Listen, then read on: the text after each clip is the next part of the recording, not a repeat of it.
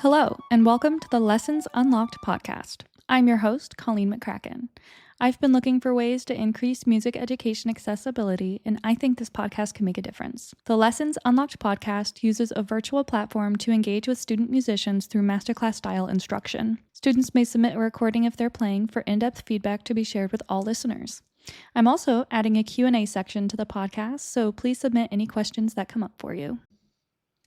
This week's name to know is Philippe Bernold, a prominent flutist, conductor, and music educator in France. Bernold attended the Paris Conservatoire, which is also known as the Conservatoire National Supérieur de Musique et de Danse, where he is now professor of chamber music and flute.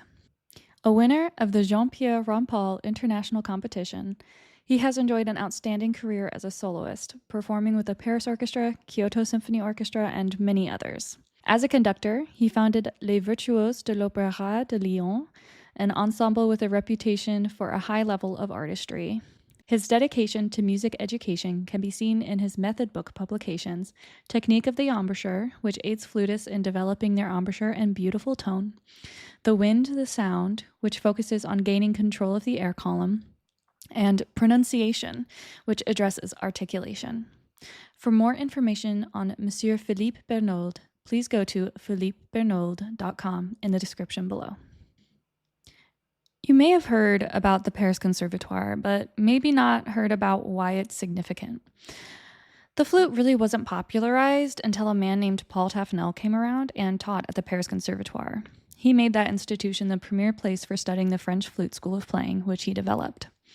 This is the dominant style of playing in the United States, thanks to the many French flutists who've toured here, taught here, or moved here over the years.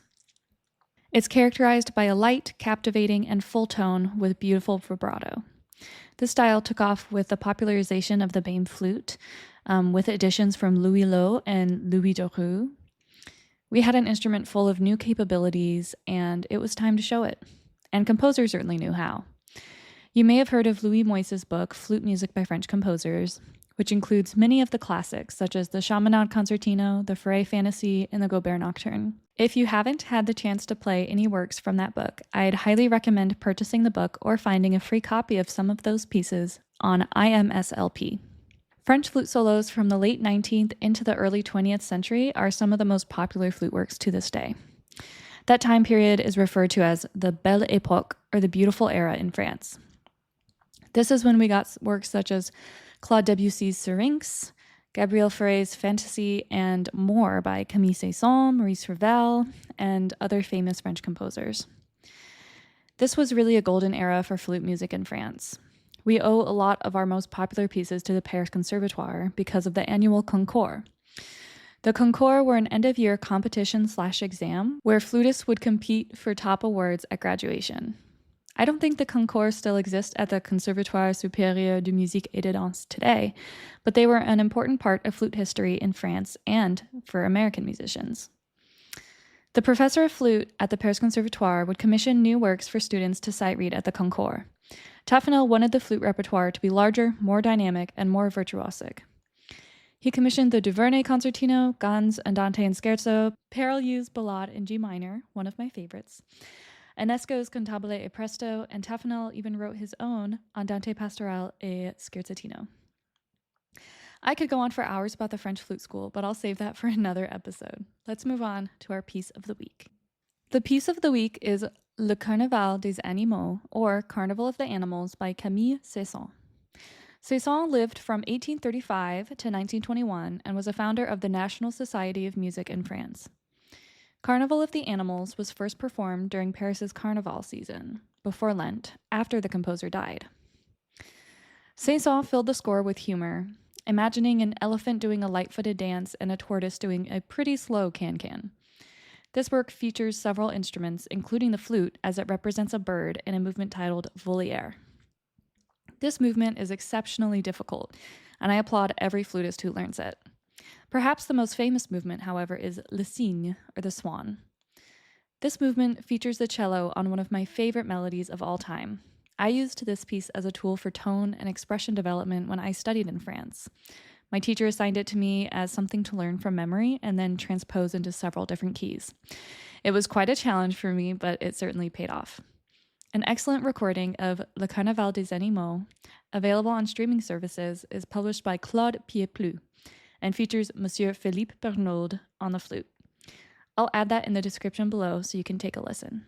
This week's organization highlight goes to the National Flute Association. This organization is based in the United States but engages flutists from across the world. They offer several competitions, masterclasses, commissions, an annual convention, several online events, a flute-focused magazine, a mentorship program, scholarships, and an online repertoire guide. I've had the pleasure of attending and participating in several of the NFA conventions and would highly recommend them to any flutist interested. This year's convention will take place in Atlanta, Georgia, from August 7th to 10th. I'll be in attendance, and I'll actually get to perform with the University of North Carolina Greensboro Flute Ensemble as the winners of the Mary H. Anderson Collegiate Flute Choir Prize. Go Spartans! A special offering on the NFA website that I'd like to highlight is the Young Member Resources page, which includes free access to documents on articulation, body awareness, careers in music, college auditions, fingering and trill charts, flute history, online music games, jazz improv, low flutes, memorization, performance anxiety, piccolo, practice techniques, repertoire, tone, tuning, and warming up. They have a lot for you to check out. I'll include the link to the page in the description. It's masterclass time! I'm extra excited for today's first performer because she's performing an excerpt from one of my favorite flute solo pieces, Ballade for Flute and Piano by Alfred. This is one of the Paris Conservatoire concours pieces that I mentioned earlier in the episode. These works are known for demonstrating lyrical beauty and technical proficiency. Erica, take it away.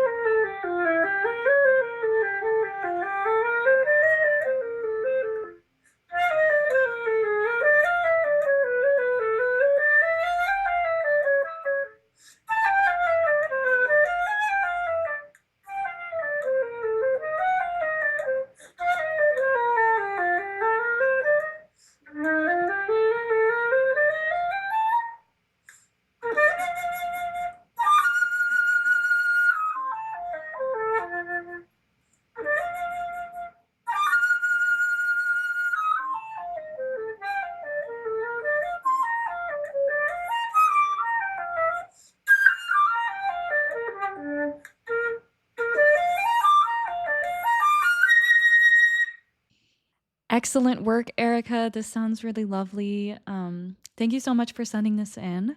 I really love this piece, and it's been a pleasure to listen to you today.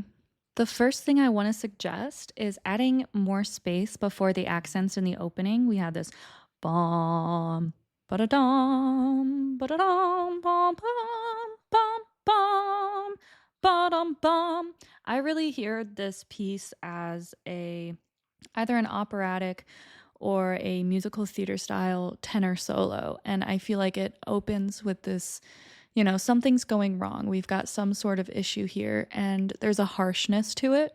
And I think that adding more space between the da, ta, ta, ti-um-bum, I think adding more space is going to translate that harshness, which will contract the soft lyrical section that starts just after that at measure 11.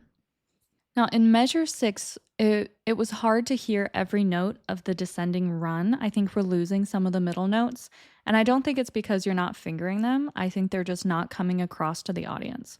So I find that picking a note to focus on can help with making sure everything is clear to the audience.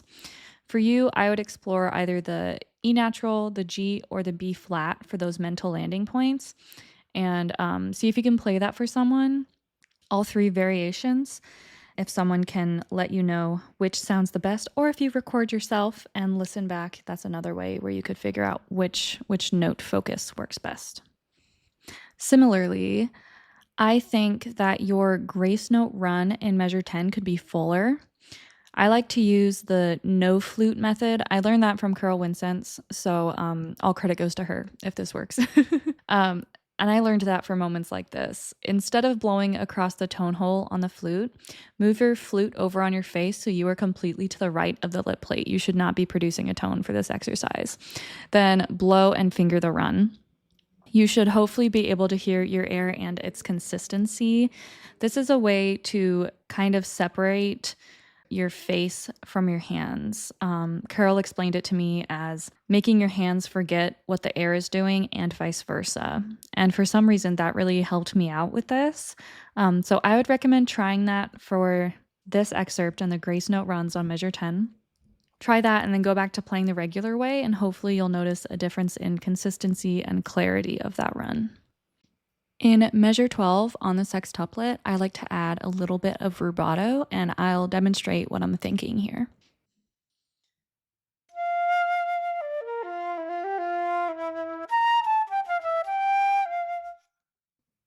Now, people have disagreed with me on that use of rubato there before. So if you disagree, don't do it. Don't feel weird about disagreeing. Musical decisions are sometimes taking what someone offers, but also leaving what someone offers. So just remember, not everything I say is something everyone's going to love, and that is okay. In the following measure, which is measure 13 for those of us following along, I want more emphasis on the appoggiaturas, and I think that might be best if I play it for you.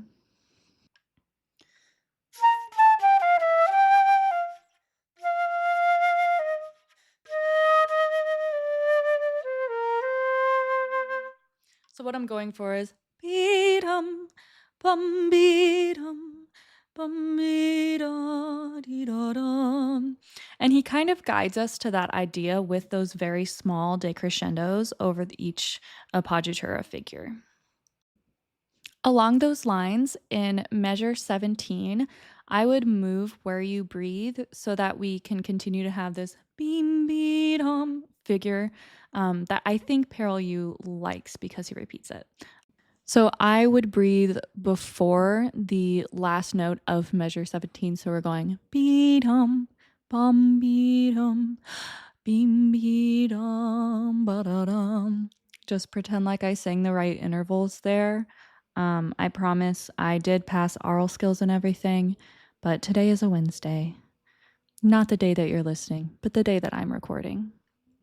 I really love what you did in measure 22 with the trill. You started slowly and got faster, which I think is a beautiful way to keep a trill interesting. So very good work on that. Also, a lovely taper in measure 28, moving up to that high F. That's very hard to sound beautiful. So if you find yourself being overly critical of that section or getting frustrated with that ascending line with a decrescendo, just know that you have a lovely taper and stay strong, keep working on it. It's sounding really good though. Now, in the allegro section, I might add a little more juice to the lowest notes in measure 30 and 32, which could sound something like this.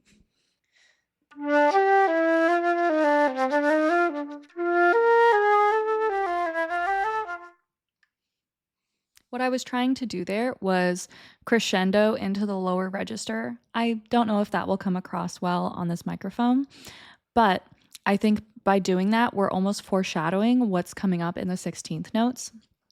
And we're also adding a little bit more texture. He has us kind of emphasizing the turnaround points in measure 38 and in measure 40. So I think foreshadowing that kind of emphasis on those turnaround points could be useful for a listener. Speaking of the 16th notes, really great work. They're super hard and they take a lot of time to get up to tempo. So remember to be patient with yourself. Getting it up to tempo is going to take a while, but you have an excellent foundation. So nice work. I mentioned that Parallel U has us bringing out the turnaround points in measures 38 and 40. I would also bring those out in measures 37 and 39. So in 37, for me, that's going to be the low E natural. And in measure 39.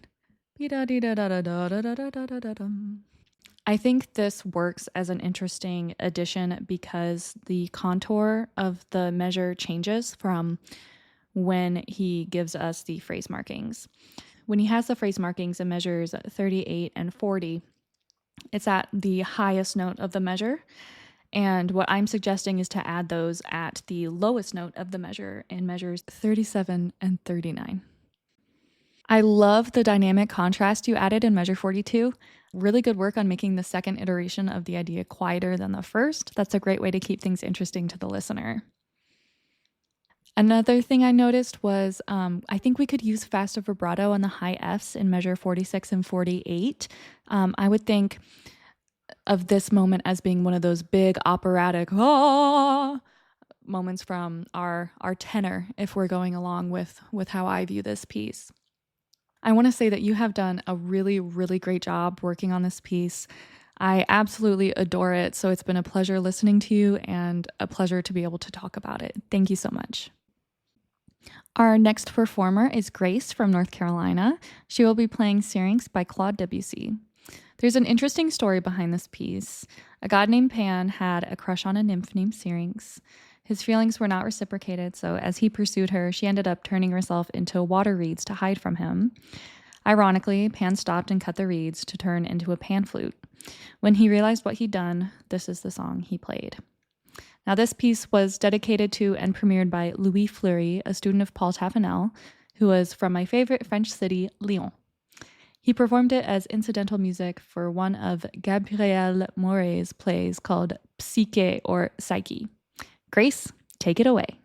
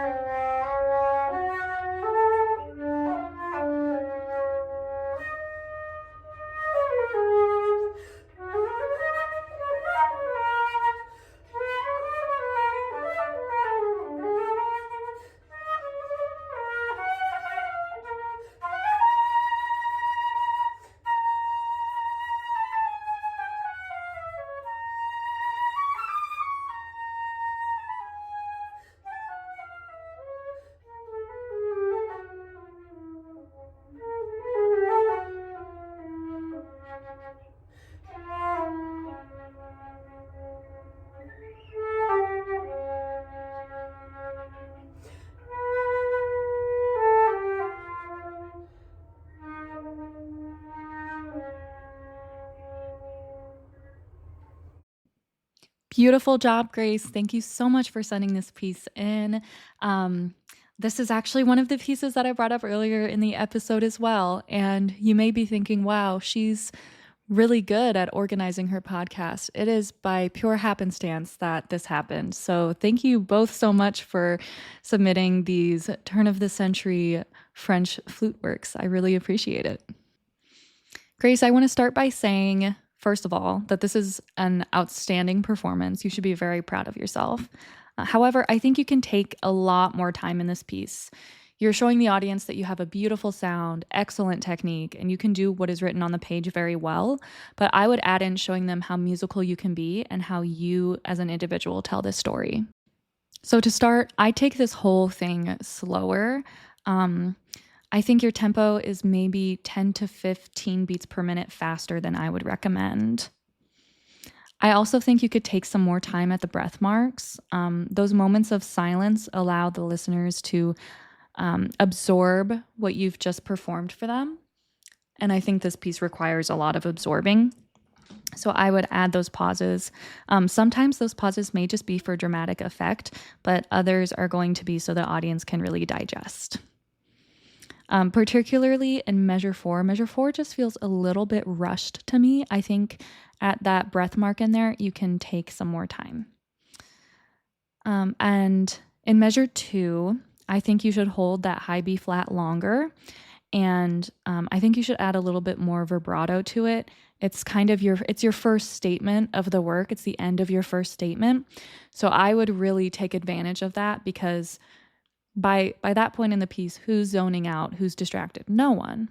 So really take that time to show off, oh, she's got great vibrato.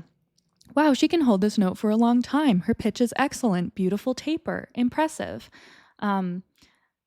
That's why I think that you should take some more time there and hold it out longer. And to finish up, I would recommend listening to a recording of Emmanuel Pahoud. He's got a great recording of this that was taken in Berlin, and I will link that in the description below. I think his interpretation could provide some really good musical inspiration for you. He takes risks with being too slow and taking too much time, which I think would be good for you to experiment with. His interpretation makes the piece about 1.5 minutes longer than your interpretation. I'm not saying that the piece should necessarily take that long, but maybe you could find a happy medium between the two. Definitely take a listen. Really, really excellent work, Grace. Thank you so much for sending this piece in. I hope this feedback was helpful to you. You are clearly playing at a very high level, so congratulations. Our final section of the podcast today is going to be the Q&A. We've got 5 really great questions, so thank you all for submitting. The first question is, what tips do you have for breath control? Try walking around while practicing or doing jumping jacks and then running a piece. If you train yourself to do something that's more difficult than just playing the flute, when you do pick up and play the flute without doing those things beforehand, playing will become a lot easier. The second question is, what's the most memorable performance you've had? That would be performing Scheherazade with the St. Louis Symphony Youth Orchestra when I was a junior in high school. That piece will always be one of my favorites. I was on the piccolo part, and it really pushed my playing and got my piccolo chops in shape. For those of you who are familiar with the orchestral excerpts for piccolo book, it's in there, and it is... Scheherazade for piccolo is very hard, and it was such an honor to get to play it with such a fantastic ensemble, and playing that piece was super rewarding because of how difficult it was, and finally going out on stage and doing a pretty good job felt incredible. Question number 3 is, what is the most important thing to focus on when teaching beginners? I think the most important thing is to help them develop an embouchure. I start my new students on the head joint alone for the first week so they can practice getting a sound without adding the complications of fingers. And then after the first week, I teach them how to hold the flute and 1 or 2 notes. But we really focus on producing a sound and developing the strength in our embouchure muscles pretty early on. When did you start playing the flute? I started playing the flute the summer before 4th grade. I actually started out in private lessons before I could start band at school. I was on the swim team for my whole childhood, but I broke my foot that summer and couldn't swim. My parents decided I needed something to do and got me into flute lessons. It was the best thing they could have done for me. How do you decide what to do after graduation? That is a very tough question. I did my undergraduate degree in performance, and I always planned to get a master's degree. Now, as I approach another graduation, I see how easy it is to feel like graduation is falling off a cliff. Where's the structure? Where's the path to follow? As Taylor Swift said, the bad news is you're on your own now. The good news is you're on your own now. There's no path to follow, which means you get to make your own path. Throughout your degree, whether that be a bachelor's or graduate degree, you will gravitate toward different things. At the end of my bachelor's degree, I was put into an incredible quintet that became a professional project called Shakadu Gat. There was no way for me to plan for that ahead of time. Something felt right, and I went with my gut. Now we've done a tour, a recording project, and are continuing to develop as a quintet. I think my best piece of advice for figuring out a path after graduation is to explore as many options as you can during your degree and then trust your gut. I know I have a place in the music world, and although it may take some time for me to find it, it's waiting for me. There's a place in music for everyone who wants one. It's waiting for you too. Thank you all for listening to this episode of the Lessons Unlocked podcast. Thank you to our performers of the day, Erica and Grace from North Carolina. And a final thank you to all music educators. Go listen to Carnival of the Animals by Camille Saison, and I'll have more for you next week. Bye.